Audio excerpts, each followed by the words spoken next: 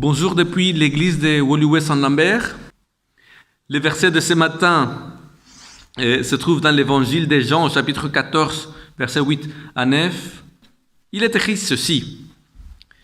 Philippe lui dit, « Seigneur, montre-nous le Père et cela nous suffit. » Jésus lui dit, « Il y a si longtemps que je suis avec vous et tu ne me connais pas, Philippe? Comme celui qui m'a vu a vu le Père. Comment peux-tu dire, toi, montre-nous le Père? » Est-ce que vous avez déjà essayé de vous imaginer, de vous représenter le visage de Dieu le Père? Et ses traits, sa couleur de peau, l'accent de sa voix.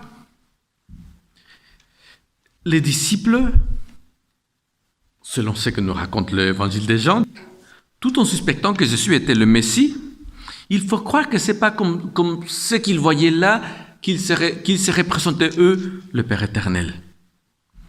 Et ça peut se comprendre. Imaginez un peu la meilleure personne de votre entourage. C'est qui? C'est une fille, c'est un garçon, c'est un homme, c'est une femme. C'est qui? La meilleure personne, les meilleures qualités, caractéristiques. Ok, vous l'avez? Très bien. Maintenant, dites-vous, ah tiens, probablement le Père éternel lui ressemble. Est-ce que c'est ce que vous vous dites? Très probablement pas. Parce qu'en effet, qui pourrait s'imaginer le Père éternel comme quelqu'un de notre entourage? Je pense que c'est quelque part cela qui arrivait aux disciples de Jésus, qui n'avaient pas à reconnaître en lui le Père éternel. Et pourtant, Jésus a dit, « Celui qui m'a vu a vu le Père. » Voir le Père. Jésus n'était pas le premier à vouloir le voir. Dans l'Ancien Testament, nous avons l'histoire de Moïse, par exemple. Rappelez-vous, Moïse qui dit à Dieu, « Fais-moi voir ta gloire. » Ce qui est en fait quelque chose de curieux. Et en effet, la Bible nous raconte dans le livre d'Exode que Moïse et Dieu se rencontraient régulièrement dans ce qu'on appelait la tente de la rencontre. Voilà. Ils n'avaient pas beaucoup d'imagination pour les noms. La tente de la rencontre servait pour qu'ils puissent se rencontrer. Et la Bible nous dit que là, ils se voyaient face à face. Exode chapitre 33, du verset 9 au verset 11. Je vais le lire. Lorsque Moïse entrait dans la tente, la colonne de nuée descendait et s'arrêtait à l'entrée de la tente. Alors, Dieu parlait avec Moïse. Tout le peuple voyait la colonne de nuée s'arrêter à l'entrée de la tente.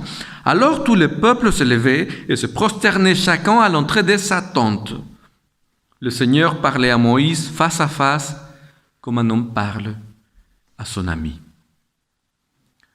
Curieux, je disais, car tout en regardant le Seigneur face à face, on dirait que quelque part, Moïse n'était pas satisfait. Ou en tout cas, on dirait que entre celui qu'il voyait dans la tente de la rencontre et peut-être l'idée qu'il s'était faite, on dirait qu'il y avait comme une différence. C'est comme s'il s'attendait à quelque chose d'autre, ou comme s'il voulait voir plus, ou comme s'il voulait voir Dieu sans filtre, on dirait aujourd'hui. C'est un peu comme si Moïse disait au Seigneur, « Seigneur, j'aimerais voir ton vrai toi-même. Fais-moi voir ta gloire. » Remarquez, Dieu ne lui a pas fait des reproches. Aucun reproche. D'ailleurs, il a accédé à la requête de Moïse. Très bien, tu me verras, mais sous certaines conditions. Et dans l'évangile, dans l'Exode chapitre 33, il est écrit que Dieu lui a dit, « Tu ne pourras pas voir ma face, car l'être humain ne peut me voir et vivre. » C'est le chapitre suivant qui nous raconte la rencontre. Chapitre 34, du verset 5 au verset 7. Et il est écrit ceci.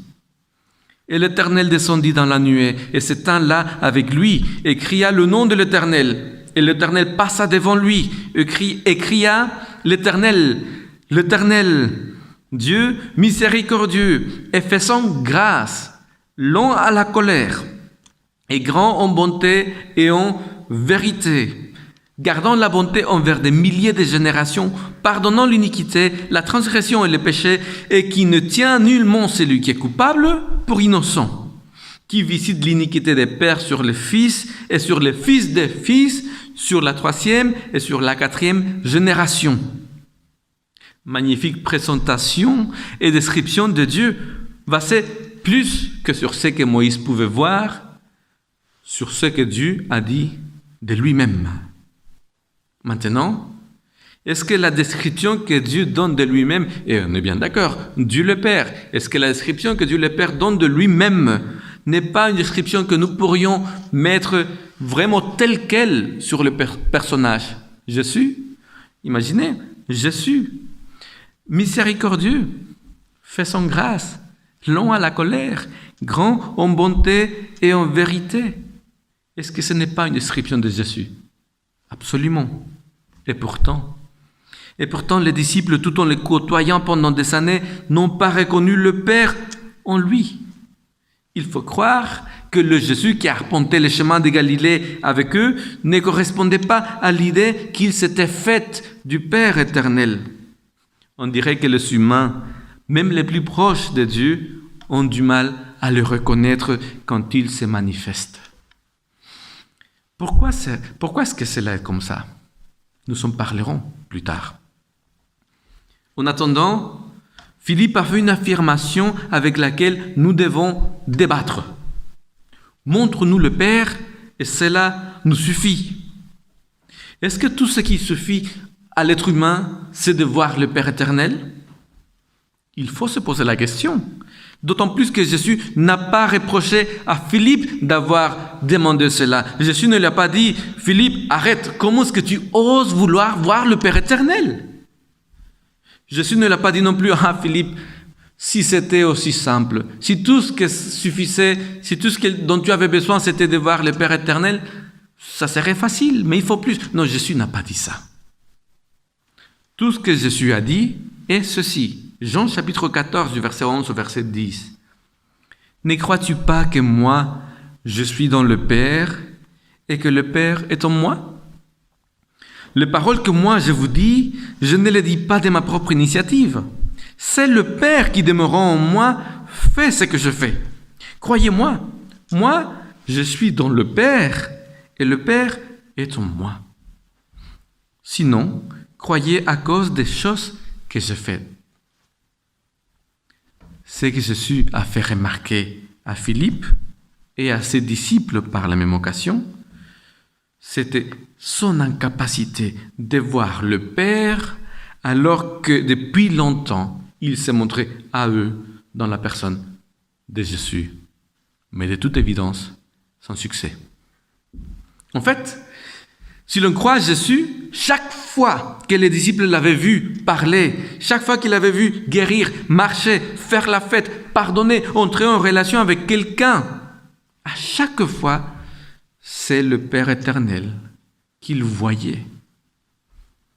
Mais au fond, est-ce que c'est aussi important de comprendre qu'on voit le Père dans la personne de Jésus alors qu'on voit Jésus lui-même? Est-ce qu'il ne nous suffit pas, tout simplement? Essayons de le comprendre.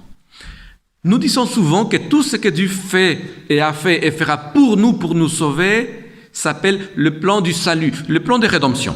Soit. Et nous disons, le Seigneur a tout mis en œuvre pour nous donner la vie éternelle. Qu'est-ce que Jésus dit lui-même à ce sujet? Regardons Jean chapitre 17.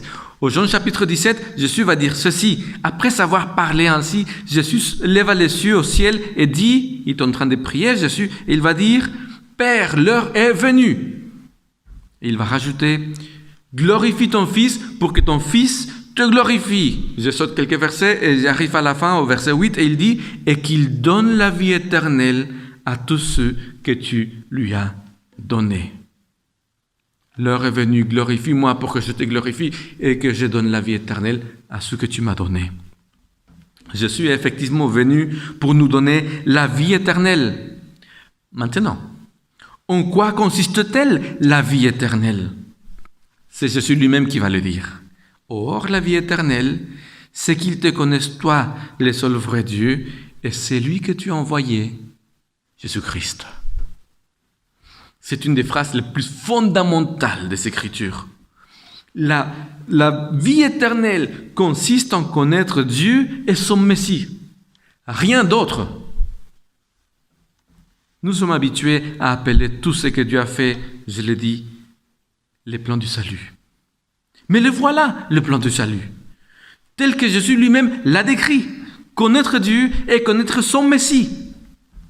Et si cela est l'objectif du plan de rédemption, et si tout ce que Dieu a fait, c'est dans l'objectif de nous permettre de le rencontrer, parce que le connaître, c'est nous donner la vie éternelle, ça veut dire que le reste de la révélation biblique, tout l'ensemble des Écritures pointe vers la même chose, que nous puissions connaître le Père tel qu'il est.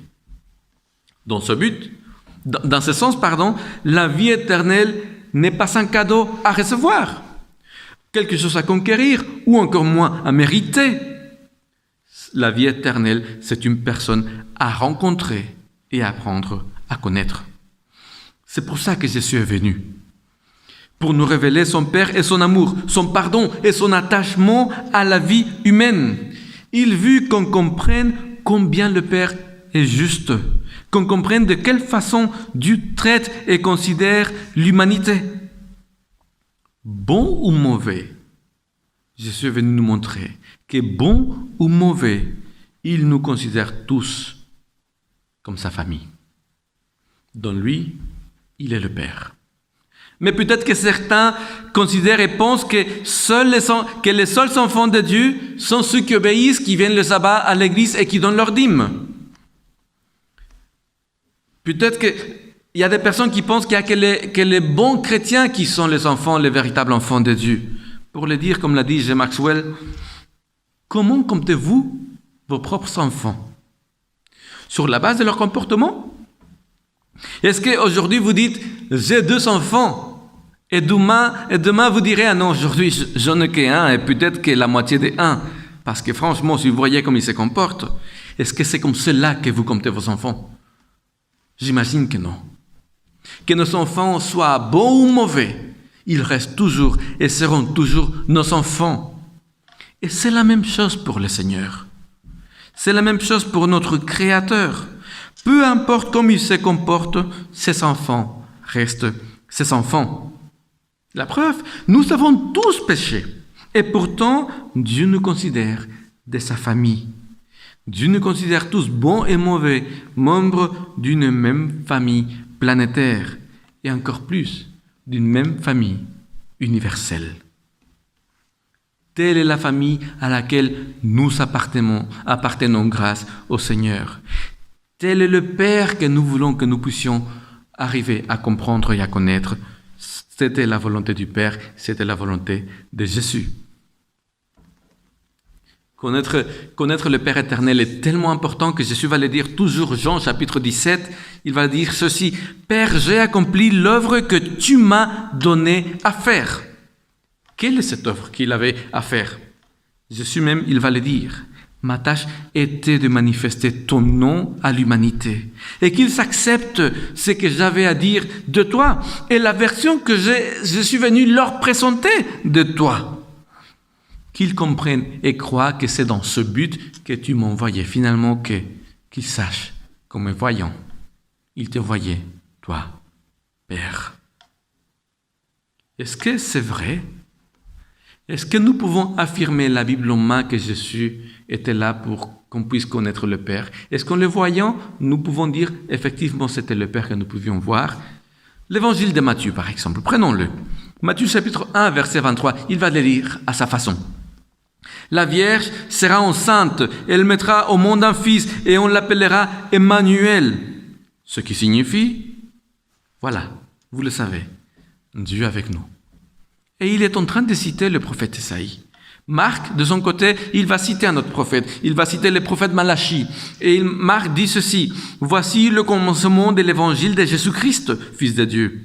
Conformément à ce qui est écrit dans les prophètes, voici, j'envoie mon messager pour te préparer le chemin.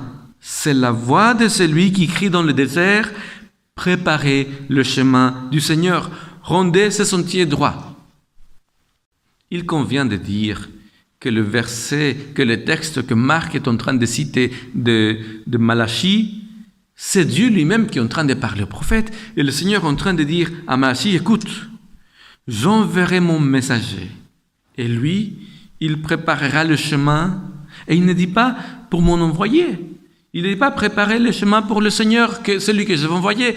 Dieu dit à Malachi, j'enverrai mon prophète, mon messager, pour qu'il me prépare la voie. Paul, il va le dire dans l'épître aux Romains, à l'église qui se trouve à Rome, ceci. Le Dieu juste, le Dieu des grâces, le Dieu qui libère, c'est en Jésus-Christ que nous le connaissons.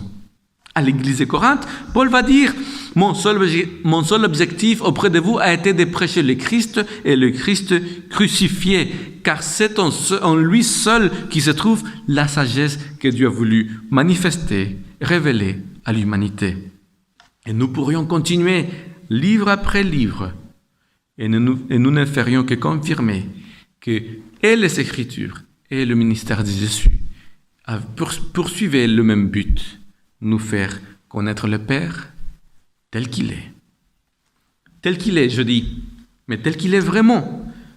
Gardez les premières pages de la Bible, nous rendons compte que l'image de Dieu a été rudement attaquée. En fait, Dieu venait à peine de créer l'être humain que Satan leur a dit que leur créateur était un être de mensonge, qu'il ne leur avait pas dit toute la vérité, que de façon arbitraire et égoïste, Dieu voulait qu'ils restent dans l'ignorance. Il leur a dit que Dieu ne voulait pas qu'ils sachent que eux, les humains, en prenant le fruit interdit, ils auraient pu atteindre leur véritable niveau. Quel niveau? L'immortalité? Non, plus encore, la divinité. Voilà comment le livre de la Genèse, au chapitre 3, le raconte. Le serpent était le plus rusé de tous les animaux des champs que l'Éternel Dieu avait fait. Il dit à la femme, Dieu a-t-il réellement dit, vous ne mangerez pas de tous les arbres du jardin? La femme dit au serpent, nous mangeons du fruit des arbres du jardin. Mais quant au fruit de l'arbre qui est au milieu du jardin, Dieu a dit, vous n'en mangerez pas, vous n'y toucherez même pas, sinon vous mourrez. Alors le serpent dit à la femme, vous ne mourrez pas du tout. Mais Dieu sait que le jour où vous en mangerez, vos yeux s'ouvriront et que vous serez comme des yeux, connaissant le bien et le mal. Quand nous le comprenons bien, nous nous rendons compte que le péché n'est pas entré dans le monde par la désobéissance, mais à cause de la méfiance de l'être humain envers Dieu, envers son Créateur. Adam et Ève ont péché en acceptant de croire que leur père était tel que le serpent le leur décrivait. Et en faisant confiance au serpent, ils ont brisé les liens familiaux qui les unissaient au Créateur. Ils ont mangé le fruit interdit et le résultat ne s'est pas fait attendre. Quand la méfiance s'installe dans la famille, ou n'importe où d'ailleurs, la rupture des relations est inévitable. Nous ne nous sentons plus en sécurité, nous ne nous sentons plus libres d'agir et de faire sans crainte. Nous ne vivons plus en paix. Depuis ce jour-là, au Jardin d'Éden, depuis ce jour-là, il y a un conflit entre Dieu et sa famille humaine. Et l'humanité a depuis ce jour-là une image erronée de leur Père Céleste, une image faussée, injuste, tordue. C'est pour ça qu'il nous est si difficile de nous rendre compte qui il est vraiment notre Père. Mais la Bible raconte que le conflit dans la famille de Dieu a commencé bien avant le Jardin d'Éden. La Bible nous dit que ce conflit familial a commencé au ciel. C'est le livre de l'Apocalypse qui nous parle de ces conflits. Au chapitre 12, il nous donne un beau résumé. Apocalypse, chapitre 12, du verset 7 au verset 12. Il y a eu alors une guerre dans le ciel. Michel et ses anges combattirent le dragon. Le dragon combattit, lui et ses anges.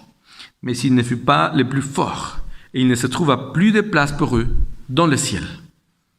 Il fut jeté à bas le dragon, le serpent d'autrefois. C'est lui qui est appelé le diable et le Satan. C'est lui qui égare toute la terre habitée. Il fut jeté sur la terre et ses anges furent jetés avec lui.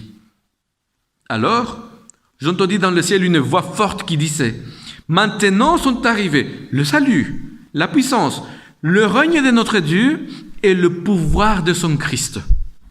Car il a été jeté à bas l'accusateur de nos frères. C'est lui qui les accusait devant notre Dieu jour et nuit. Mais eux, ils l'ont vaincu à cause du sang de l'agneau et à cause de la parole de leur témoignage. Ils n'ont pas aimé leur vie, même face à la mort. Aussi, soyez en fait cieux et habitants des cieux. Mais quel malheur pour vous, terre et mer, et c'est là que nous habitons, car le diable est descendu vers vous en grande fureur, sachant qu'il lui reste peu de temps. Maintenant, si la guerre dans le ciel a éclaté à un moment donné, ça veut dire qu'avant cela, le ciel vivait dans la paix, que le ciel vivait dans l'harmonie la plus totale, que la confiance régnait dans tous les domaines, que les créatures avaient confiance en leur Créateur et que leur Créateur avait aussi confiance totale en leur créature. C'est une réalité que nous ignorons totalement. Mais c'est une réalité que les prophètes comme Zacharie ou Malachi ou Esaïe ont décrit.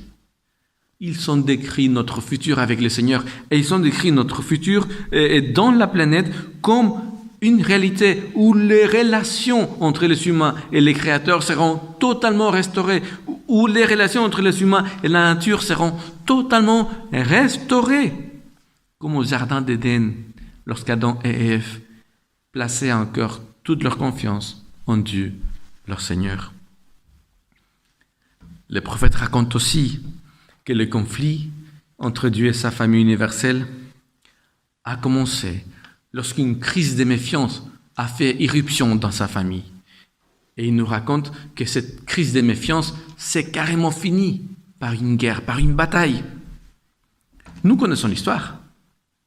Poussé par la jalousie, le plus brillant des êtres, Lucifer, le porteur des lumières, a réussi à s'aimer de façon définitive le doute et la méfiance au sujet de Dieu dans le cœur d'un tiers des créatures célestes. Il a réussi à les ramener à sa cause. Comment s'est-il pris pour le faire? Ayant lu le récit de la Genèse et comment Satan s'est pris pour tromper Adam et Ève, on n'a pas beaucoup de mal à imaginer l'ennemi appliquant la même méthode dans le ciel et disant aux êtres célestes, le Créateur est un menteur, il ne dit pas la vérité, il est arbitraire, il est égoïste, il est dur et finalement tout ce qu'il veut c'est d'être adoré. Et c'est certain que tout comme Satan a dit à Adam et à Ève, vous ne pouvez pas faire confiance à votre Créateur, mais vous pouvez me faire confiance à moi. C'est certain que Satan, que Lucifer à l'époque, leur a dit la même chose. On ne peut pas faire confiance à Dieu, mais vous pouvez faire confiance à Lucifer. C'est donc en racontant toutes sortes de mensonges au sujet de Dieu que Satan a su conquérir à sa cause un tiers des êtres célestes. Il a dénigré le Dieu éternel. Et pourtant, tout ce qu'il voulait, c'était quoi? C'était lui devenir Dieu à la place de Dieu. La preuve, regardez Satan dans le désert après que Jésus ait passé 40 jours de tentation et d'épreuves. Il vient et se présente devant Jésus et qu'est-ce qu'il nous raconte l'évangile de Matthieu au chapitre 4? Satan va lui dire à Jésus, regarde tout ce qu'il y a autour de toi, je vais tout te donner. Une condition, si tu te prosternes devant moi et tu m'adores. Est-ce qu'on se rend compte que c'est la créature qui demande à son Créateur de se prosterner devant lui? Est-ce que vous vous rendez compte que c'est la créature qui demande à son Créateur de l'adorer? C'est absurde. C'est simplement hallucinant. Mais c'est comme ça que Satan s'y est pris. Et c'est en s'aimant la méfiance à l'égard de Dieu que le péché est entré non seulement sur la terre, mais sur l'univers. L'essence du péché, c'est la méfiance, c'est la rupture des confiances en Dieu. Il est clair que dans la Bible, le problème de la méfiance en Dieu est donc un problème qui affectait l'univers entier et que les conséquences de cette méfiance ne se réduisent pas seulement à notre planète, mais que les conséquences touchent l'univers dans son ensemble. Ce qui veut dire que le ministère terrestre de Jésus avait une portée universelle. Ça veut dire qu'en venant sur terre rétablir l'image de son Père, Jésus ne visait pas que les êtres humains. Il visait en fait l'univers entier. Satan avait semé des doutes au sujet du caractère de Dieu. Devant l'univers entier, il fallait que quelqu'un démontre que tout ça, c'était faux. Ça veut dire que si la portée du ministère de Jésus sur terre avait été universelle, ça veut dire aussi que, bien que notre salut personnel soit tout à fait important, il faut qu'on se rende compte que le sacrifice de Jésus avait un but, poursuivait un but bien plus grand. C'est celui de rétablir la vérité au sujet du caractère de son Père devant l'univers. Voilà d'ailleurs comment l'apôtre Paul va parler de Jésus et de ce ministère qui est un ministère universel, que souvent on oublie cela. Éphésiens chapitre 1 du verset 9 au verset 10. Dieu nous a fait connaître le mystère de sa volonté, conformément au projet bienveillant qu'il avait formé en Christ pour le mettre à exécution lorsque le moment serait vraiment venu, à savoir de tout réunir sous l'autorité du Messie, aussi bien ce qui est dans le ciel que ce qui est sur la terre. Voilà ce que l'apôtre Paul dit. Tout ce que nous pouvons savoir de Dieu, c'est en Christ que nous pouvons l'apprendre. C'est en Christ et sous l'autorité de Christ que Dieu voulait réunir tous, aussi bien dans le ciel que sur la terre, les réunir, les unir à nouveau. Dieu veut unifier sa famille universelle en Christ. Et ce plan divin, dit l'apôtre Paul, a été mis à exécution quand le moment est venu, quand le bon moment est venu. Quel était ce bon moment? Colossiens chapitre 1 du verset 19 au verset 20. Car il a plu à Dieu de faire habiter en Jésus toute sa plénitude, et par lui de tout réconcilier avec lui-même, aussi bien ce qui est sur la terre que ce qui est dans les cieux, en faisant la paix par lui. Attention, la paix entre toute cette réalité universelle par le sang de sa croix. La croix de Jésus, voilà le moment que Dieu attendait pour rétablir les liens dans sa famille universelle. Voilà l'endroit où tout l'univers pouvait voir finalement qui il était, vraiment. Mais est-ce que Jésus lui-même a parlé de cela? Il l'a fait effectivement. Évangile de Jean, chapitre 12, du verset 31 au verset 32.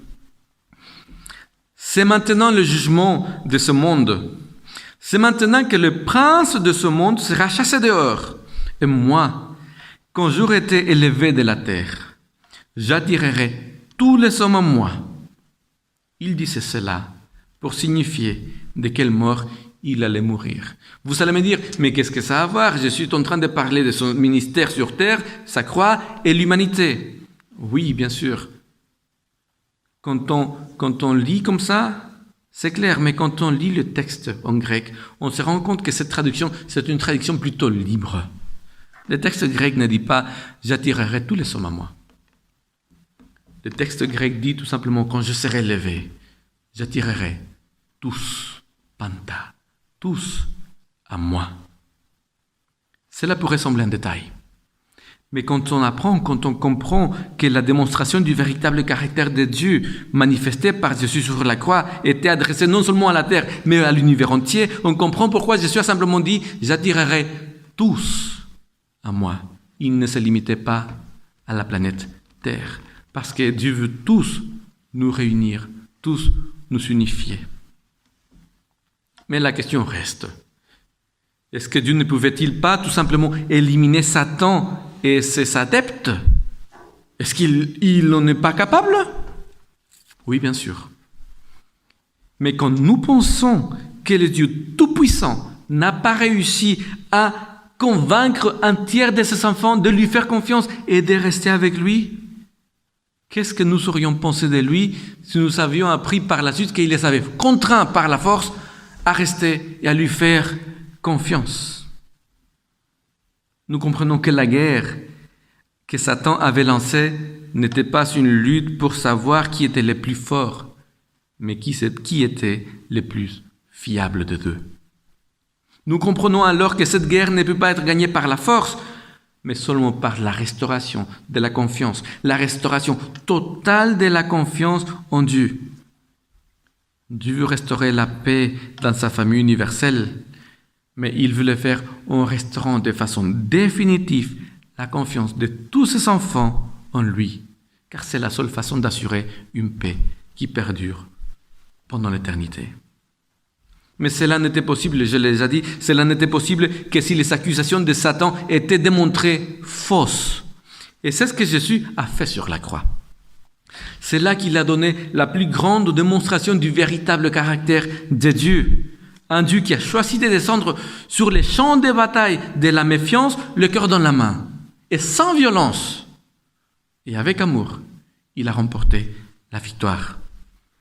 C'est pour ça que sur la croix, Jésus a déclaré: tout est accompli. Il n'y a plus rien, il ne reste plus rien à prouver. Dans le cadre du conflit universel, dans le contexte du conflit universel, personne ne pouvait plus douter du véritable caractère de Dieu après la croix de Christ. Le livre de l'Apocalypse, d'ailleurs, et d'autres livres nous décrivent des multitudes en liesse dans le ciel. Et c'est des multitudes qui ne sont pas des multitudes humaines et qui déclarent: Seigneur, tu es digne. Pour l'univers entier, le Christ a démontré que lui et son Père, ils sont dignes de leur confiance. Mais si la révélation du véritable caractère de Dieu par le ministère de Jésus, ici sur la terre, et en particulier par la croix, si cette révélation a poussé l'univers à remettre sa confiance totale en Dieu, ce n'est pas encore le cas ici sur terre. Sur terre, la bataille de la méfiance en Dieu fait encore rage. Et il faut s'en rendre compte. Même si les humains décidaient, même si nous décidions un jour de ne pas accorder notre confiance à Dieu, il faut qu'on le sache. La guerre au niveau universel a déjà été gagnée il y a plus de 2000 ans. Tout est accompli, a dit Jésus. Devant l'univers entier, Dieu n'a plus rien à prouver, car c'est Jésus qui a tout prouvé. Et ce n'est pas notre décision pour ou contre Dieu qui va faire l'univers changer d'avis à cet égard. Dans ce conflit universel, il faut qu'on se le dise, nous sommes les seuls qui restons à convaincre que Dieu est digne de confiance. Et si Dieu souhaite nous convaincre de lui faire confiance, ce n'est pas parce qu'il aurait besoin de prouver quoi que ce soit. S'il veut nous convaincre qu'il est digne de confiance, c'est simplement pour nous faire bénéficier de sa victoire. Avant que Jésus ne revienne sur terre, bien sûr, il y aura des événements difficiles. Mais Dieu les retient encore, car il veut que ses enfants aient le temps de comprendre qui il est vraiment et sa véritable façon de gouverner. C'est pour ça que nous savons, nous, croyants, nous qui l'avons rencontré, nous qui disons l'avoir connu, c'est pour ça que nous devons porter au monde la vérité au sujet du caractère de Dieu. Annoncer dans le cadre du conflit universel comment Jésus s'est pris pour établir cette vérité. Il faut que l'humanité sache que le message de la croix est bien plus que payer une peine légale pour que Dieu accepte de me pardonner. Il faut que le monde sache que la croix est bien plus que dans le but de me sauver, moi. La croix rétablit devant l'univers entier la vérité au sujet du Père. Elle annonce que Dieu finira la guerre et qu'il confirmera par son amour la loyauté de sa famille universelle à son égard. Et qu'il apportera certains parmi vous, certains parmi nous, avec lui. Ceux et celles qui finalement se diront: oui, effectivement, Dieu est digne de toute notre confiance. Nous voyons pourquoi il est si important de restaurer la vérité au sujet du caractère de Dieu, car c'est la seule manière de restaurer la confiance des humains envers leur Créateur. Jésus l'a dit, la vie éternelle consiste en connaître le Père et le connaître tel qu'il l'a révélé lui-même. Ce n'est pas pour rien qu'il a dit « Qui m'a vu, a vu le Père ». En tant qu'Église, je pense qu'il faut qu'on se pose la question. Est-ce que les personnes peuvent dire « Qui a vu l'Église adventiste, a vu le Père ».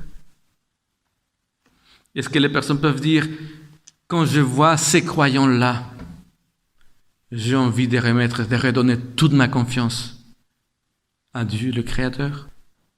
Et encore, Dieu nous invite en tant que croyants à vivre remplis d'espoir et de joie. Car Jésus a remporté la victoire sur la croix. Peut-être que se rappeler que Jésus a déjà remporté la victoire nous permettrait de ne plus vivre autant sur la défensive. On est du bon côté. Pas parce que nous ayons fait quelque chose, mais parce que Jésus a tout fait. La victoire est assurée. Nous pourrions vivre une vie beaucoup plus sereine et en paix, sans autant nous préoccuper de ce qui va à venir. Dieu ne peut pas perdre, voilà la bonne nouvelle. Il a déjà remporté la victoire, il a déjà gagné la guerre, il a démontré sur la croix qu'il est véritablement digne de confiance. Encore une fois, le reste de l'univers a déjà fait son choix. Il n'y a que nous qui manquons à l'appel. Et tel que l'apôtre Paul le dit à l'église de Corinthe, l'univers entier nous regarde et attend. Qu'allons-nous décider ? Allons-nous remettre notre confiance pleine en Dieu ? Personne ne peut décider à ta place. Est-ce que tu vas finalement donner toute ta confiance à ton Père éternel ? Je ne sais pas. Mais en tout cas, c'est la meilleure chose que je puisse te souhaiter. C'est la meilleure chose que je puisse nous souhaiter tous en tant qu'Église. Que le Seigneur nous bénisse. Amen.